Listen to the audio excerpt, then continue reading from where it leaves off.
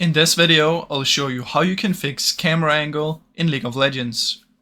Now, there are some things I want to discuss. If you're playing lock screen, so if you press Y, you can see I'm being locked screen right now. If you're playing in that, I suggest you unlock it, so you play like this instead. However, if you have the unlock bug, where it keeps being locked down here, no matter what you do, the way that you can fix this is you want to put your mouse on the minimap somewhere, hold down your mouse button so that you zoom over here, and then you just want to let go and it should unlock itself. So that's basically how it works. And then don't press Y again to lock it, just press space to come back. So that's how you can fix the bug where you're stuck. Otherwise, if you want to fix your camera angle, what I suggest you do is you go into game. In here you should see camera lock mode. Now you have some options in here. I suggest staying on per side offset, which is basically if you're on the blue side as me.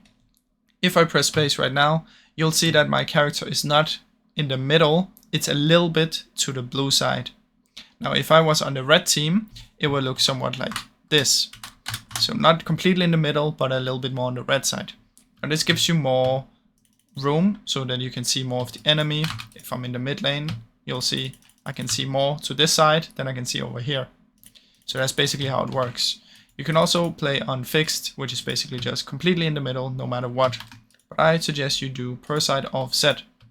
So that's basically how it works, guys. I suggest you just use your space button if you want to go locked, but try and practice without locked, because usually it's much better to be able to look all the way over here than if you're playing lock screen, you can only see this. So that's how you do it, guys. And like I said, if you have the lock bug where it stays locked down here, just put your mouse on the minimap, hold it down for a few seconds, and then it should unlock itself. So that's basically how it works, guys. Now I really hope you enjoyed this short video. If you did, please leave a like, subscribe, as it helps me out a ton. Thank you so much for watching.